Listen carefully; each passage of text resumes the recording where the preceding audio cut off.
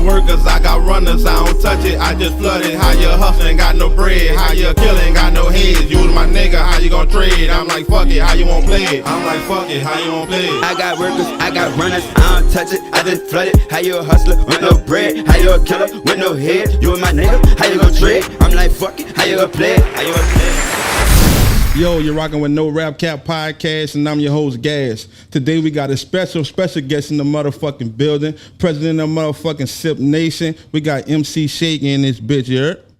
Already. MC Shakie, mcshakielive, a.k.a. Sip.nation, you heard me? In the building, you heard me, no rap.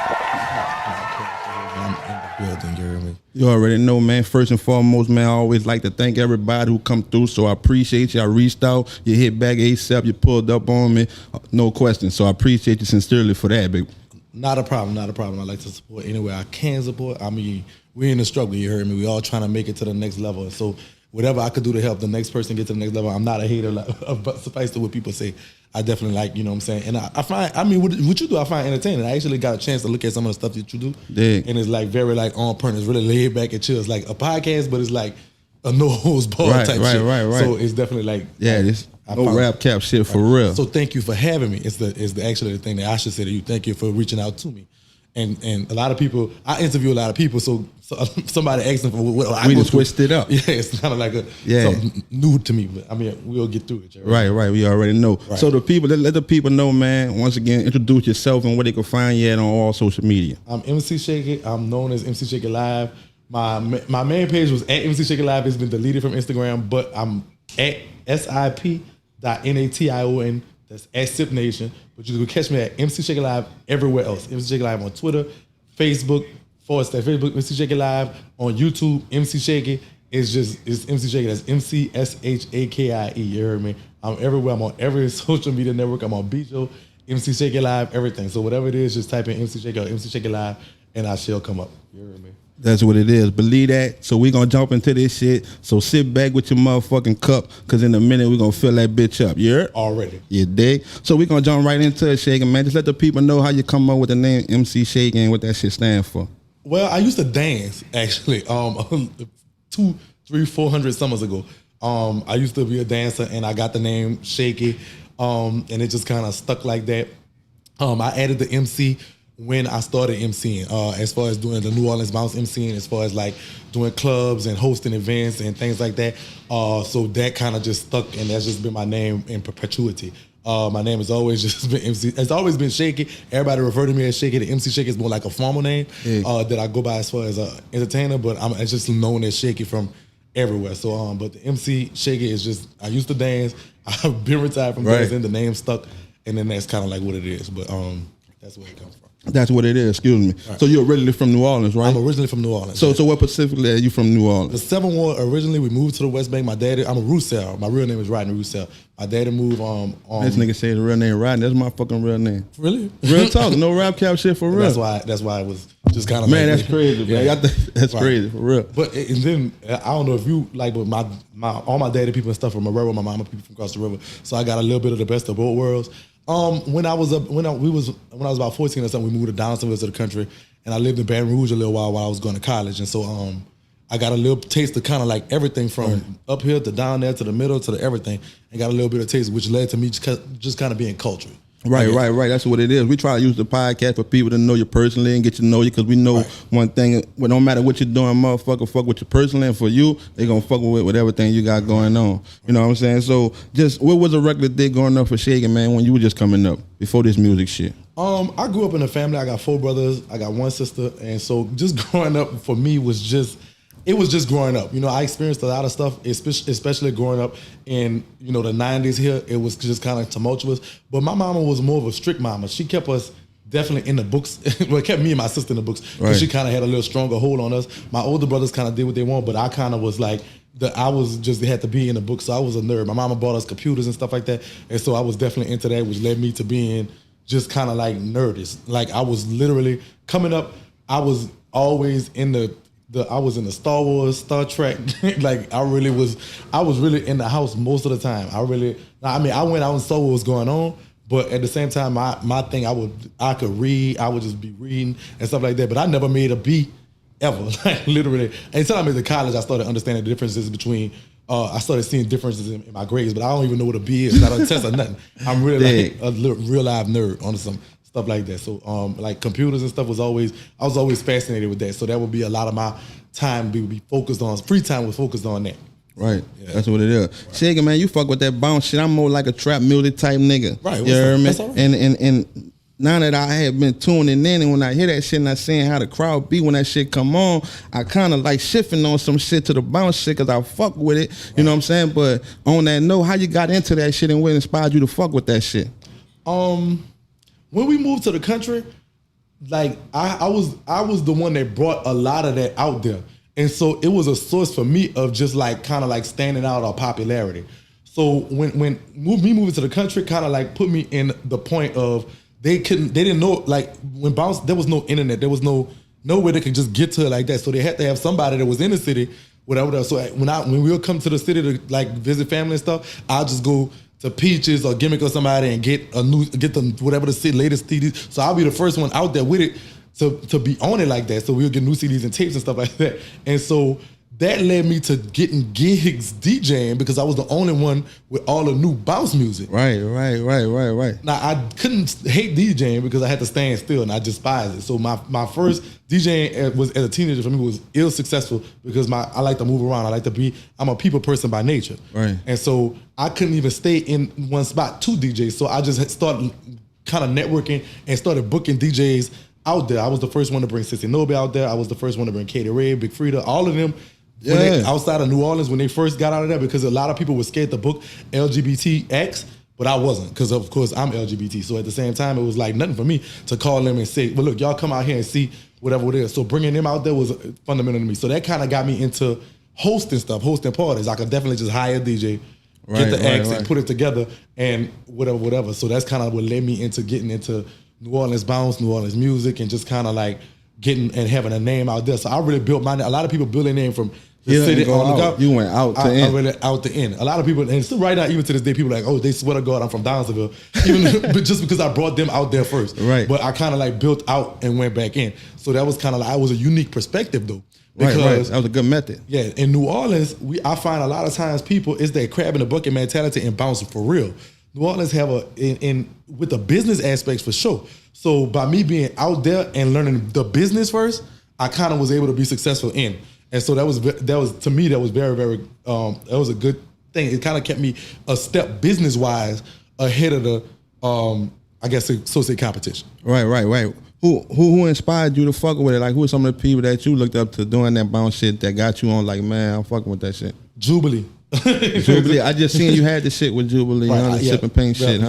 And that was an honor to me. Jubilee, one of the first like concerts I actually paid to go into was Jubilee, and just seeing DJ Jubilee like really just the mechanics of how he control a crowd and make everybody get into it and feel good was something just to me just like whatever. The first person that actually inspired me to kind of like as far as start doing recordings and stuff like that was Katie Ray, because I seen him master the art of mic work.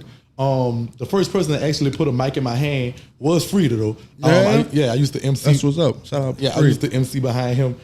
This is years ago before Frida was ever Frida. Right. Before anything, whatever. I used to be his hype man, and so kind of like he was the first one to really put a mic in my hand. And then of course, then I gotta give a shout out to West Bank Eric, because there was like people that just really kind of inspired me to whatever. So I was always looking up to them and I kind of was like a person of like, let me make the money and stay behind the scenes. Right. Until it became, I started seeing how to make money in front of the scenes. And then it was like, okay, well look, I gotta make the money in front of the scenes. You've been hosting a lot of shit, man. What go into hosting Shakie to make sure that you gotta get the rhythm with the crowd, and what go into making sure that for fucking good night and you come to get the fucking crowd what you paid to do?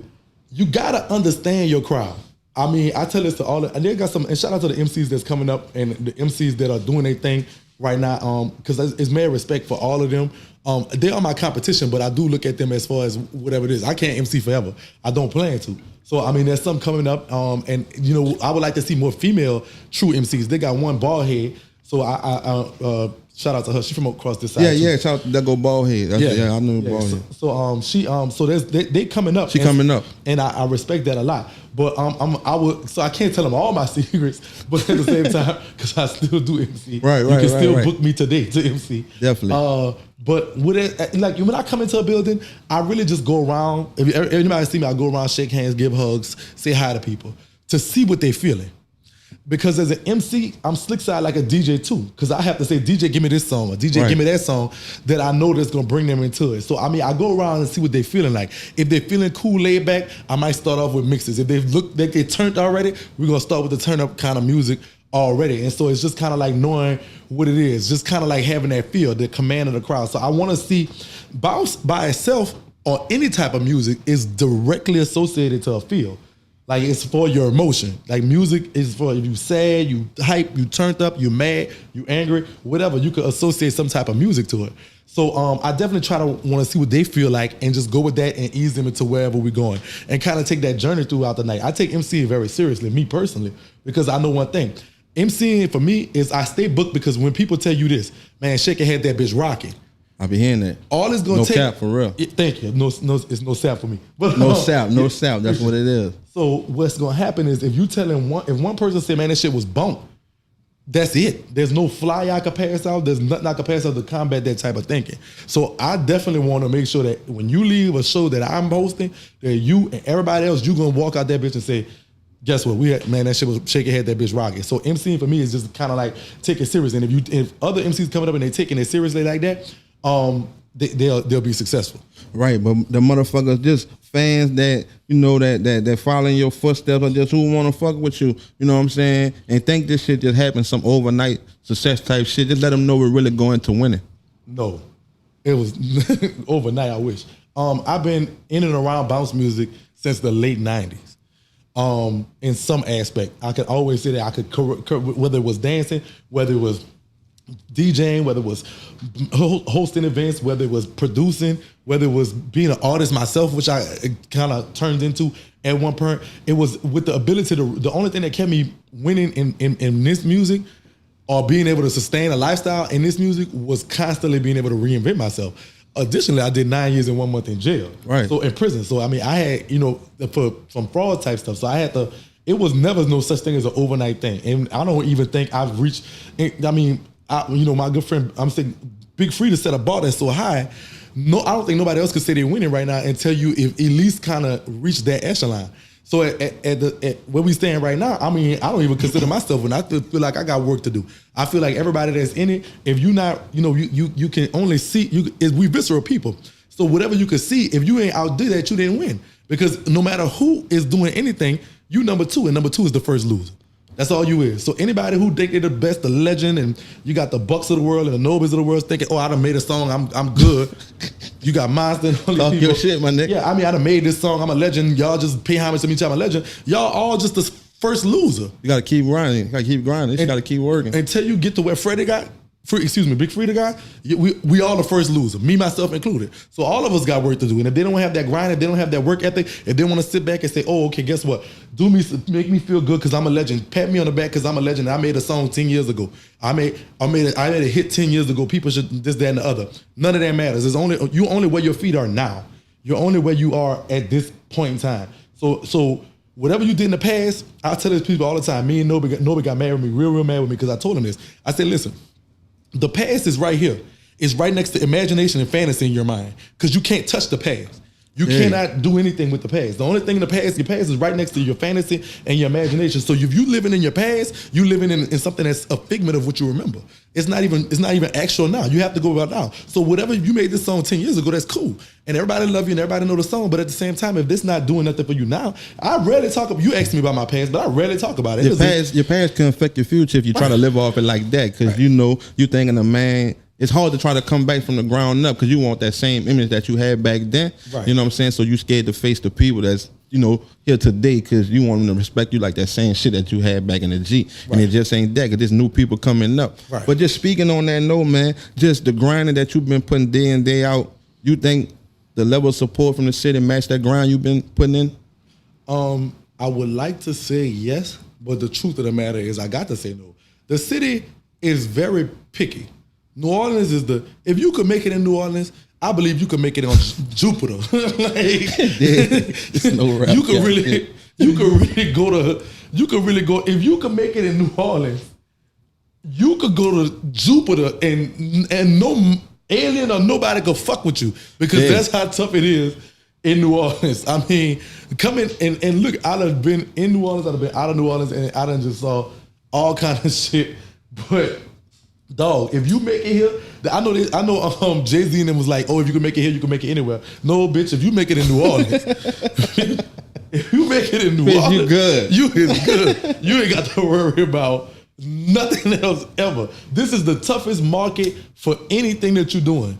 It's tough. People think the people that's in the rap or trap game, right? They think it's easy. Oh, you just got to make a bounce song and that's it. But the bounce music is so clustered and cluttered that you can't really do it there. So you can't make it as a bounce artist. You can't make it as a rapper. It's hard to make it as an MC. You really got to find other tangible avenues to actually make it in this city. Like you got to be, for me to do anything, I got to be not only a good MC, I got to be a great MC is what I call myself, but I also have to be great at something else that's tangible to associate with that. So anybody that, even with some people like Super Saint that have made it, guess what? She was a great comedian, but I had to be great at makeup as far as being a businesswoman as well in order to step up. Even the people that's made it, you can't be in New Orleans talking about I'm a rapper. You got to be a rapper and then you got to be great at both of them, some kind of way fuse them, and then try to get some notoriety. Or you just got to leave. I tell a motherfucker all the time, matter of fact, I'm asking you this before I get to that. You think motherfuckers are still, the amount of people on Instagram, you think they'll still do what they do if they didn't have social media? No, but I mean, it doesn't matter because we do have social media. No. What I'm trying to say is because some people be clogging the market up, like you said. You heard me, confusing the people when I'm really doing this shit from real, and you confusing the people, and I'm trying to get a fucking bag, and you just saturating, like you said, you clustering the market. You know what I'm saying? But that's just because a motherfucker see another motherfucker that could get likes and views from this shit. Because they have some motherfuckers that do the same shit, been through the same struggle, the same shit, and when they come out, they don't get no play. As the next nigga come out, and he feel like he should get the same play because I've been through the same struggles as this nigga, and it shouldn't be like that. It shouldn't, but it is. So my thing is this. Let me tell you something. If I tell you, if I say, Gas, look, on Canal Street, if you take a shit in a box, they're buying shit in a box for $10,000. They're giving you $10,000. You take a dump, put it in the box, and bring it on Canal Street. And you go up there with a piss in the cup and they don't want to buy it. It's not on you. It's not on them. That's on you. You got to get it. The people mandate the market. And so if the people, and just unfortunately, that's the name of the game. When I had my initial page, when they had 10,000 followers, I would get paid $100 a show. When I had 20,000 followers, it was $200 a show. You get up to $50,000, it's $500 a show. So the more numbers, the more likes. All right. So they say it's clout chasing. I guess what you say. No. But it's really bag chasing because the bigger your numbers, the bigger the bag. People want to pay you more money to do what you do. The more people that you have engaged with you. So you have to, unfortunately, that's the name of the game when it comes to trying to get likes, all this stuff like that. Now you can do it real, because I try to stay as real as possible. Right. I entertain, but at the same time, I live in my truth. And so some people aerate to that, but some people don't want to be around that. So you got to kind of know that difference. So as far as people coming out, you saying, okay, well, if you're a rapper and you really live like this, you really out here shooting with talking and this stuff that you rap about, but you mad because this dude come out and he just look good and he got a little swag. He rap about something that you don't know. No, he playing the game. Right. He chasing a bag. And if that's what they want, I'm wrong. You're not wrong for giving them what they want in order to get the bag.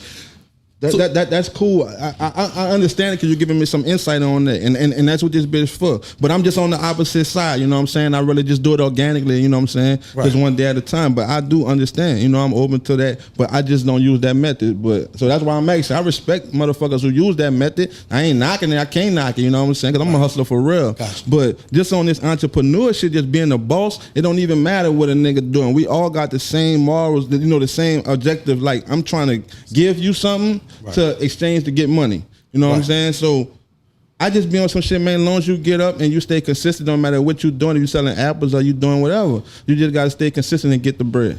I don't know too much about trap, but do you follow Lil Wayne much? Yeah, sometimes I grew up on Lil Wayne, but not lately. But I fuck with Lil Wayne. All right, so remember when he first came out nationally, not to us, but to nationally. Did he not give you like when he was up there with Jules and them? Didn't he not sound like them a little? Didn't he give you that kind of vibe when he was doing that stuff? He like, you know, to me, and I'm talking about that. Not when he started going nationally, he was sounding a little like Jewels. Which one that which project that was around that time? It's after the last album he released. There was a regional selling album. Was the album with Drop It Like It's Hot on there. I don't remember that. But I don't know what that's called. A 2, 3. I don't remember. But then it was an album that came right after that had a different sound and vibe to me. So let me tell you something.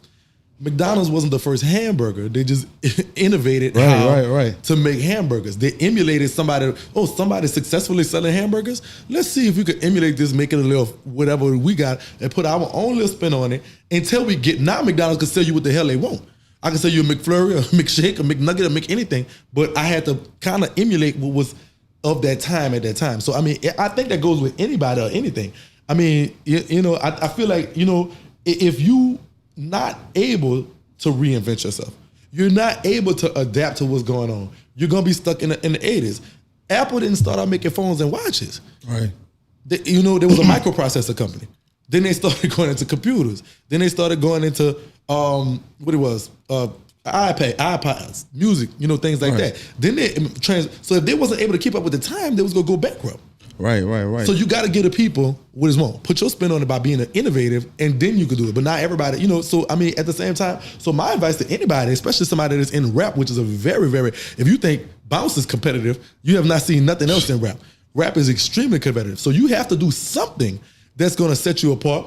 But and especially in New Orleans, because New Orleans is the type of city where you got to sell them the word new and you got to sell them the word familiar at the same time. New Orleans is so finicky when it comes to just the type of music that they like, was hot, was not, was in, was out. It's like you really have no choice. Like you either in or you way out. Right. And so that's kind of like the thing with New Orleans, you know what I'm saying? From the time you did started Shakie, when nobody know who Shakie was, to now, motherfuckers know who you is. Right. Like, I know it's a good feeling, but saying your own words, let me know how that feel. Give me some insight on that. It's a blessing and a curse.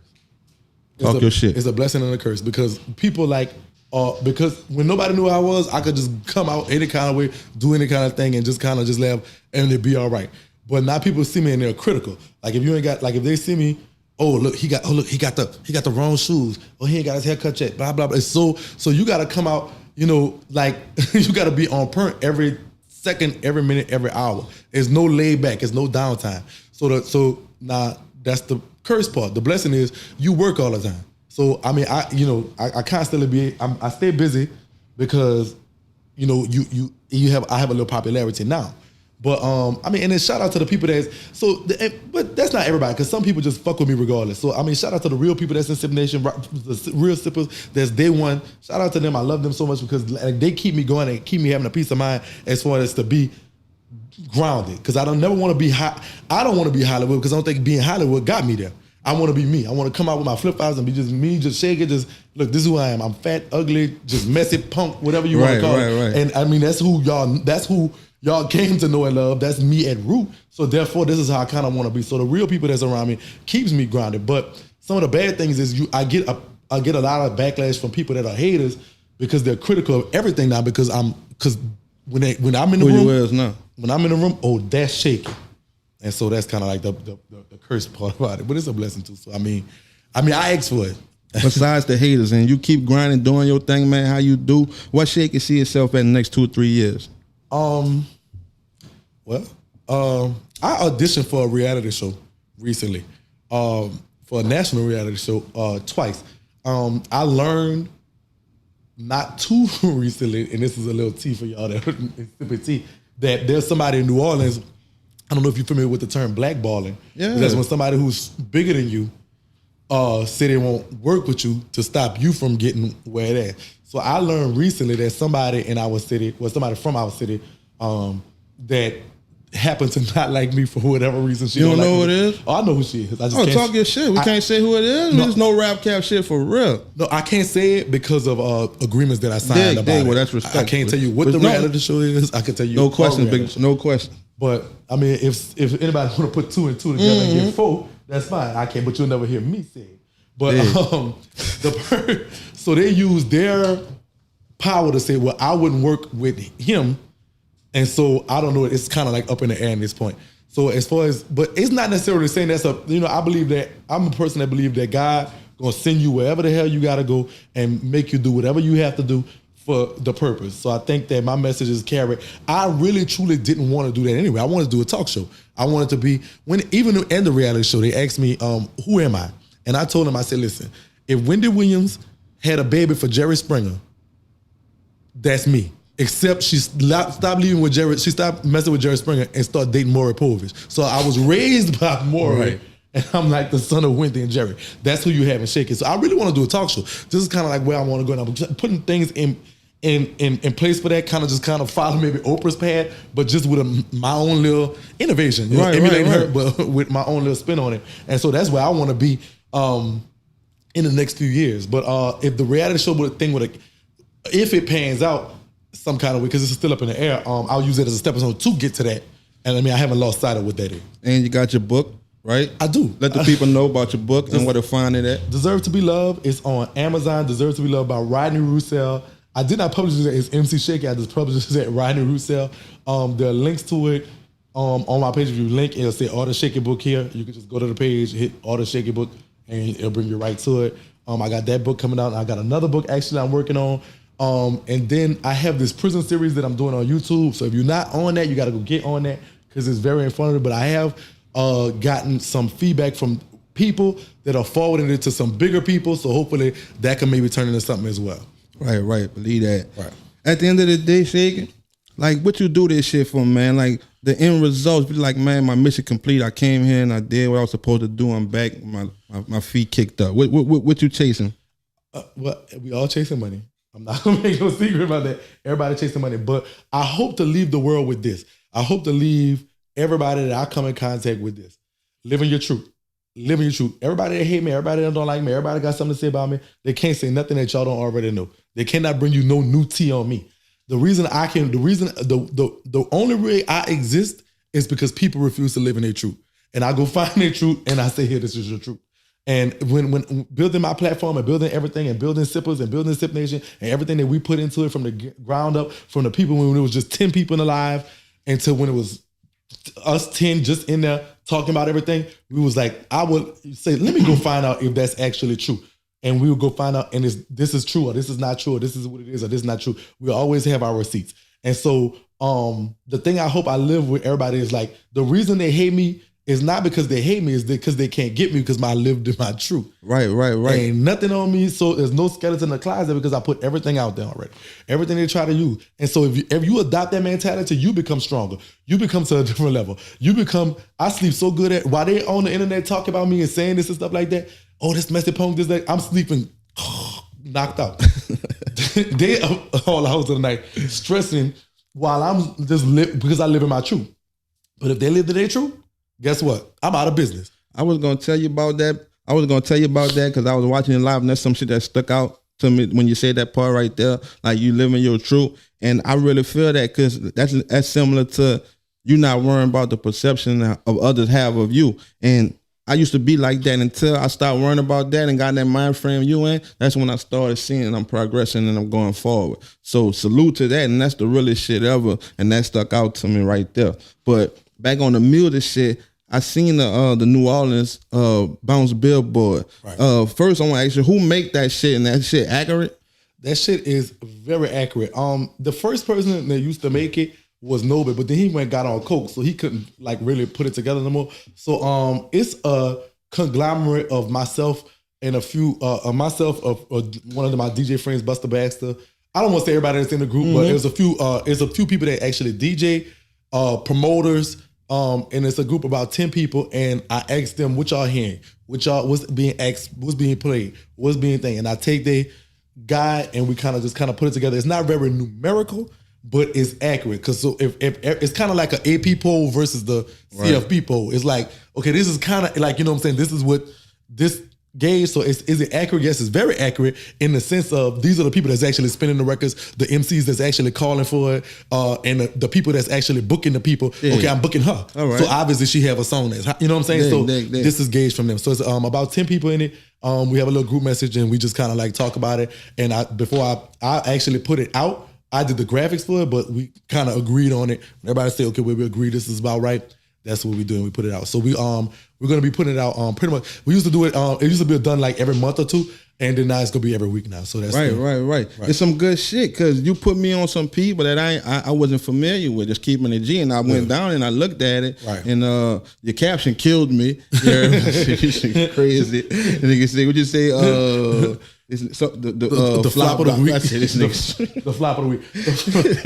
And listen, this was actually, I was like, I asked this in the group message, and I was like, okay, I'm gonna do two things. I'm gonna do a flop too. Y'all want to know what's hot? We want to know what's not.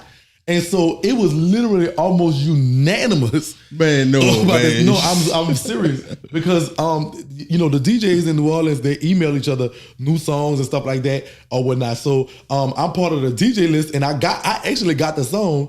And I listened to it for like 3 seconds. And I was like, nah, it's a no for me. So I was like, everybody, what's the flop of the week? And it was just like, well, we're not really playing this song. And it was like, they need to come harder. So the flop of the week did really take me out. It really is a flop. Everybody's saying it's a flop. So it's just a flop. I don't know. But I wanted to do that. I mean, it was my idea to make sure that we know, if we know what's hot, we need to know what's not. Right. And so I think it helps the artists because they can see, oh, well, look, I need to come harder. Right. So I know people enjoying the interview, you dig? So I'm gonna go ahead and introduce yourself. We're gonna get to this real shit, this real tea in a minute. So go ahead for the people who just start watching, let them know who you is and where they can find you at. Thank y'all for coming in. You heard me. This is MC Shakie, mcshakielive. I am live at sip.nation on Instagram and at mcshakielive on everything else. At mcshakielive on Twitter, on Snapchat, on everything. YouTube is MC Shakie. Just search MC Shakie and you're going to see whatever you need to see. I'm all over mcshakielive@gmail.com for all business inquiries or anything that you want to do. My bad for hitting them right. You heard me? I'm here with Gas. You already know there's no Rap Cap podcast, and I'm your host, Gas, and I'm kicking it with MC Shakie.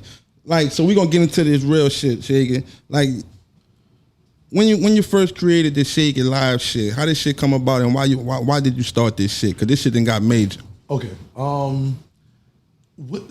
So shout out to two people that actually I got to say are fundamental in kind of starting this. Nutty Buddy, I don't know if you know who that is. Nutty Buddy is he's a local bounce MC too that actually had a live where he used to or he still does where he does his thing as far as bringing people on and kind of trying to either resolve or kill the differences. And shout out to Dean Bell. I don't know if you know what that is, Dean Ola Bell. They are two people that are fundamentally, I can say, instrumental in just kind of seeing what it was. But they used to invite me into their lives when they needed a fact about something. Right. Because they knew I had a penchant for kind of go find out what's really going on, coming with the receipts, as they would say. Right. So they birthed that.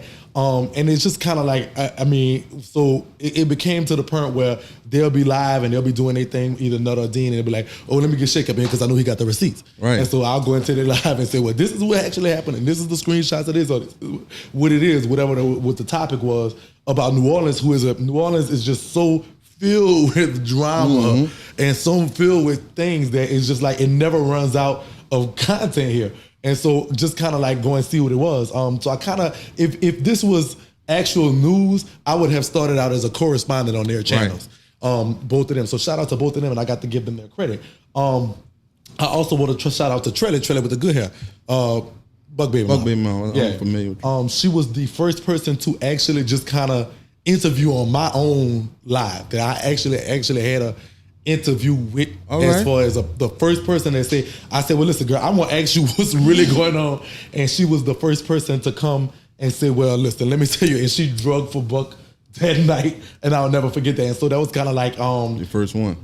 But once it started there, it's just kind of like whatever. So as I just kind of got into my own lane at that point. But I'll never forget the people that actually was instrumental as far as kind of bring me, because I done beef with pretty much all of them again. Me and Charlie just actually become friends again. Me and her got into it. Nut and Dean, I never beef with them or nothing. One is my grandson, and one is I look at it as a brother. So both of them actually kind of like we still kind of communicate when they not mad at each other or mad with me. Communicate as far as the tea and stuff that's going on in New Orleans. So it started like that, and it just kind of got bigger and bigger as more people started seeing what it was, and I started having. So it used to be me having to go out and get the information. And have to actually work hard at getting information. Sometimes paying for the information, sometimes making promises. Serious, and like it got serious to the point where I got to pay for this shit. It got serious when I had a connect and I wanted a police report. I gotta get it. I got to get it. All means necessary. Yeah, I wanted to docket master or something from JP. You can't get it for free, so I had to go get it. So my private investigative skills have definitely been put to the test. Shit, how the fuck it go from that to how it shift from that everybody fucking with you, everybody fucking with Shakie. You know what I'm saying? Like you said, I got the receipts. To the shit shifting to, that's all the love. That's what the motherfucker asking for. That's what everybody praying for, to get that love that Shakie getting. How this shit shifted from getting that fucking mad love to my page getting deleted, it's getting shut down, they reporting my story and all this. Why is that happening? Who it is, if you know, why they doing it? Because people are so caught up in living in the fake, and if I bring the truth, it's a problem. And so that's the people that love me, they really love me because they know it's facts. They know if I'm talking about it, I'm not gonna just say something that I don't have the receipts, actual proof of. If I tell you something, believe me, I'm going on that phone, oh really? And pulling up that screenshot, bam, here you go. And so it comes from that. So that's love from the people. But the people you talking about don't like it because they have to, now their truth is being aired to the world.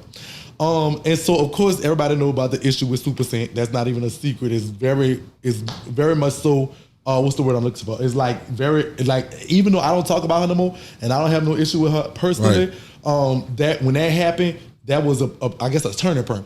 And so people, like when she threatened me and she went on a rant on me those few times, those people literally because her followers and her fans, half of them are lunatics because they are in the facade with her, like everything is perfect, like or whatever. And it's just not necessarily so. Like I said, everybody go through problems, including myself. So at the same time, the first time my page was deleted, I'm convinced at this point it was her. Because of some messages that I have received from somebody that know both of us. Right. So then the second time it was deleted, it was probably some City Girl stuff. That was some stuff because I reported a story about JT. But I think Instagram and quality control have some type of deal going on. Right. And I think that's what got it deleted the second time. This last time, I don't even know. It was just people just kept reporting. I would come out with I reported a story about how Nobi missed the show. Right. I reported I didn't think that was even that serious, but he missed the show. People was looking for him to get their money back. That was on my page as far as like maybe one or two other stories, but I had learned my lesson in a sense to not report on fights, keep them on Twitter. If I know this, and I kind of learned this, so I didn't even know. So this last time was almost like a surprise to me. So to my parent was like, I'm so over Instagram and I'm so over that fake phone and foolishness. When somebody, just because they have a blue check or something, they could call and say, I want him gone, and they'll do it. Right. It's kind of like scary. So I mean, it's like, I'm not going to bank on that platform. You took it serious like that on some real threatening shit? Yeah, you didn't see it? Yeah, but I'm saying you took it, you thought it was like, you took it serious. I could wait and speculate. Fuck, you here right now on No Rap Cap podcast, right. So fuck, I got you live in the flesh. So right. I wanted to ask you, fuck, you took that shit serious as a threat for real? My life has been threatened a few times, but right. I mean, somebody who's allegedly saying they got $1 million say, oh, I will get you touched, and how I would do it and when I would do it. Right, that kind of, I'm not gonna say it spooked me, but it made me more aware. Right. That's what I wanted to hear. I mean, so I'm more of aware now. I keep my brother in close proximity. I kind of check out places and stuff like that, whatever. And so, you know what I'm saying? I'm not no killer, but I ain't scary either. But it hasn't stopped me from going anywhere or doing anything, but it did make me more aware or more careful or more cautious. But because before that, I was just out there like, fuck it. Right. But now I'm just a little more like careful and a little more cautious about what else. But I am, so I mean, that's just. But in a sense, that shit help you, and it benefits you from being on top of your game like that to a certain degree. It benefited me, and then it didn't benefit me. So it got to the point where you lost bags over it. I think so. Yeah, if that's what it is, then fuck it. I think so. I mean, I think there was a couple gigs that I lost because of it, but they were minute anyway. But I think too, without saying so much, it's like a big bag that I might have lost over. Right. So it's just like, I mean, but at the same time, I feel like what's for me, and what ain't. I know I got one thing on my side that's the truth. So I mean, I reported the story as it came to me. It come out to be in a sense true anyway. Right. So I mean, that's facts. All facts. Then. So at the end of the day, and to keep it G, I was on your live. My partner, he had told me about you about 2 months ago. You know, I said I'm familiar with MC Shakie, but I wasn't following you, and I wasn't following you and shit. But about 2 months ago, my partner was following you. Cause your shit private. Your shit private, but I don't think it wasn't private. I don't know. You know what I'm saying? But I couldn't see it on my shit because I had to follow you. Okay, gotcha. You heard me? And then my niece was running my page, and she trying to watch the number shit and all that. I said, no, follow everybody. I want everybody to know about this motherfucker. Right. But I tuned in, man, to get straight to the point. I tuned in today, just happened to be. And you were just talking your shit, doing how you do, you know what I'm saying? So I ain't got no problem with your live, you know what I'm saying? I don't see what they're reporting or whoever it is, you know what I'm saying? Because a motherfucker came over there and like, man, you heard what happened last night, heard what happened yesterday, and you like, fuck no. So the information coming to you, you know what I'm saying? So you check the motherfucker with like, shit, niggas on tap our page, you know what I'm saying? So you checked it out from there, and you like, damn, this some real situation, nigga. So boom, so you went with it like that, you know what I'm saying? So I got ready for my podcast I had before you, so I ain't see the solution that happened when Shawty got off of work. So what was the solution? The solution is that Nika was out there. Nika was ready. Nika, shout out to Nika, my sister. Nika was ready. The girl did not. We tried to call the girl, tried to get in touch with her. I tried to call her myself and get in contact and tell her. But Nika ready now. If here's your chance to get your fan square one-on-one, you know, no foolishness, no stuff like that, and you could just add out like that. If y'all could agree that y'all just dap it off and walk off at the end of the day, then we cool. A lot of people say that's being messy, but I'm like, look at this. These children out here fussing and fighting anyway. They fussing and fighting where they see each other. There's cheering around. There's, you know, police around and stuff like that. I think y'all should, if anything, if y'all feel like that with each other and y'all on the gram and y'all doing all this stuff like that, I think a better way, if y'all go fight anyway and y'all wherever y'all see each other and stuff like that, get y'all little one-on-one and walk it out like we used to do back in the game. You think it really gonna go that way though? If somebody wants to fight, they gotta keep it G. Like motherfucker, grown men, we talk our shit, but I still try to use the podcast for some, you know, motivational type shit, positive shit. You know what I'm saying? You can't stop a motherfucker for what they gonna do regardless. No. You know what I'm saying? But you think that shit gonna end right there? They would have a fight? I think so. So that's just what it is. So if they don't have a fight, you think it ain't gonna never end? I think in their case, no, I think it's not gonna end. I think it's gonna escalate if they don't have a fight. I think if they don't end it right now, because we've seen this happen before, where it hasn't ended and it just escalate till there's 50 people involved. Brothers, cousins, everybody else involved, because this one said this and that one said this and this one said this and all kind of stuff like that. And it's a whole big ball of confusion. Where if it's two people right now, this is what it is, and this is the only issue that y'all have, and go resolve that so that now when y'all see, because what's gonna happen is somebody gonna get their ass whooped, and they ain't gonna want to move smoke. Shakie, you like the tea being brought to you? You gotta keep it G, man. Hold up. I feel real shit all that. Shakie, do you like the tea being brought to you and you take it on, go ahead and go do what you do with it, yeah? No, I ain't gonna even lie. I miss the days when I had to work for it because it felt better. When, like, you know what I'm saying? When I had to go work for it, like even the girl that had told me all that stuff with the that Lou had made her pregnant, all that girl that, like, I didn't get that easy. I had to work for that. I had to like, you know, promise her this and promise. Like, it was a negotiation, and it was like the thrill of it. So when I had it, I was like, I'm the only one have it because I'm the only one work for it.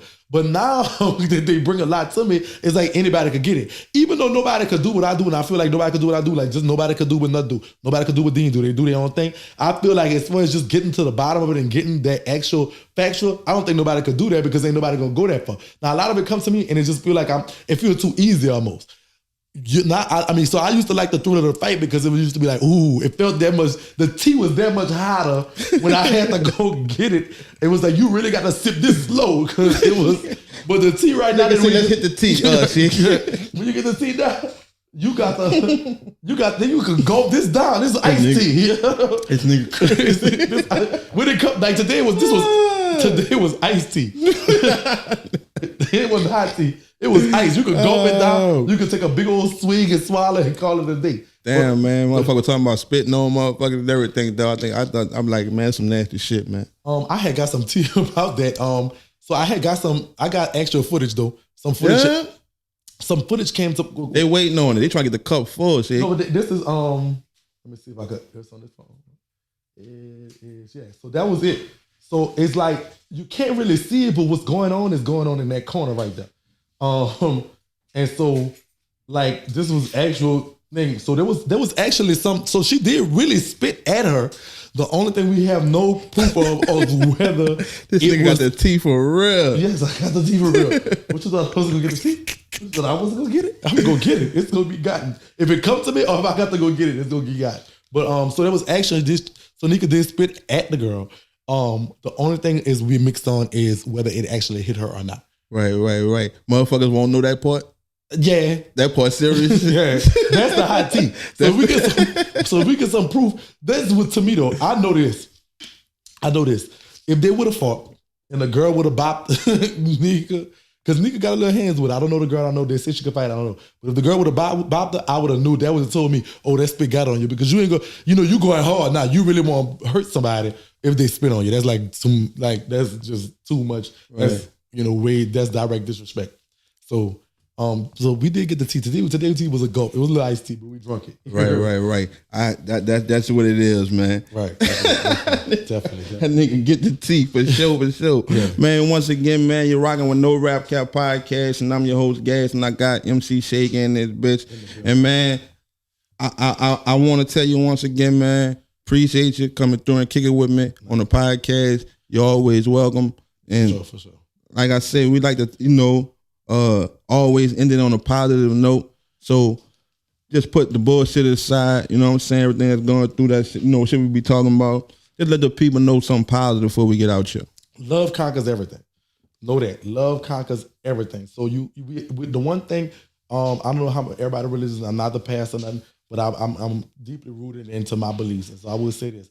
Love conquers everything. And one of the things that we are commanded to do is love.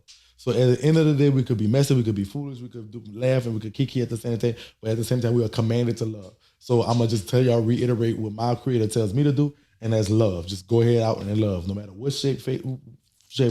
Love. Love conquers everything. You're going to always win with love. You heard me?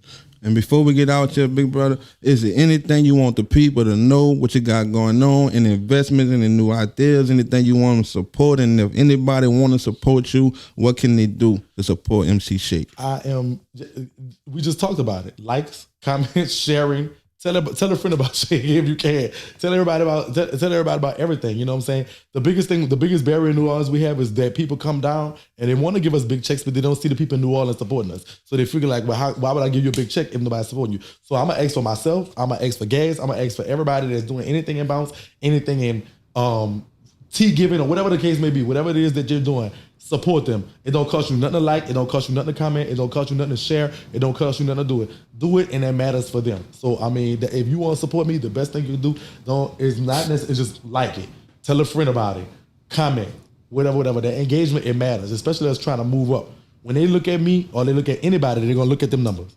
And if they don't have the numbers, they're not gonna get it. So if you want to see me somewhere else, you have that power. They only gonna put on what you want to see. So for me, they just supporting. If y'all don't subscribe to YouTube, follow the page, like a picture, comment, do something. It helps. So even with anything that you do. So anybody that you want to see them make it, you ain't got to do nothing special. You just got to press that button twice. And that's what I'm going to ask y'all to do for me. That's what I'm going to ask y'all to do for Kat. That's what I'm going to ask y'all to do for anybody that's doing anything that you like. Support them like that. That's the best thing you can do for them. Because when they try to get to the next level, the first thing they do, the people look at their numbers. Oh, shit, you ain't got no this. No. Oh, yeah, you got a lot of this. Okay, we're going to do it. So that's what I'm going to ask y'all to do for me or anybody else. Like them and share them. And go ahead and let them know what to find you if they don't know. Oh, it's easy. You can just find me anywhere. MC, y'all can Google me too. Let me just say that. A lot of people on there, since I'm irrelevant and stuff, just Google me. McShakie. But on Twitter, it's MC Shakie Live. On Snapchat, MC Shakie Live. On Instagram, it's sip.nation right now. On YouTube, it's MC Shakie. Just MC Shakie everywhere. So MC Shakie everywhere. Do you hear me? You already know that's MC Shakie, and I'm your host, Gas. You're rocking with No Rap Cap Podcast. Be sure to follow us on all social media under No Rap Cap Podcast. Any businesses that want to promote through the podcast, hit us up via email at norapcappodcast@gmail.com. Hope y'all enjoyed the interview with myself and MC Shakie. See y'all next time, every Sunday, 9:30. We in here. Be going on YouTube. We up there. 7 years old, say I'm looking like my daddy. 8 years old, nigga, stop seeing daddy. Wanna know me, pussy? You could Google hitting the making. Prison, live, college with a street education. Your bitch all on me, so I'm on a lunch break. Fly little nigga, swag off the runway. Harvey, where I'm from, there's a lot of gunplay. You ain't bout that action, then it's safe to stay inside. Nigga, happy to hear you dead, that's the second line. Bad bitches coming out, nigga, forgot you died. 9 years old, little nigga playing sports. Made 10 watching hustlers at your home store. Years later, see my big brother selling coke. 12 years old when I see my first shotty. 13 on Roberts up in Mary Poppin'. 14, 15, I was fighting a charge. 16, just fucking up country boys. 17, then it fucked around and freed the guard. 18, feet wet, back behind bars. Kick 4 years, niggas, let's fast forward. 23, 24, shit got real. I ain't speaking on that, niggas got killed. Made 25, realized niggas bitches. Got a lot of pride in the nigga getting richer. You ain't FBE, ain't no sense of fucking with you. You ain't FBE, ain't no sense of fucking with you. Wanna know me, pussy? You could Google hitting the making. Prison, live, college with a street education. Your bitch all on me, so I'm on a lunch break. Fly little nigga, swag off the runway. Harvey, where I'm from, there's a lot of gunplay. You ain't bout that action, then it's safe to stay inside. Nigga, happy to hear you dead, that's the second line. Bad bitches coming out, nigga, forgot you died. Nah, nigga.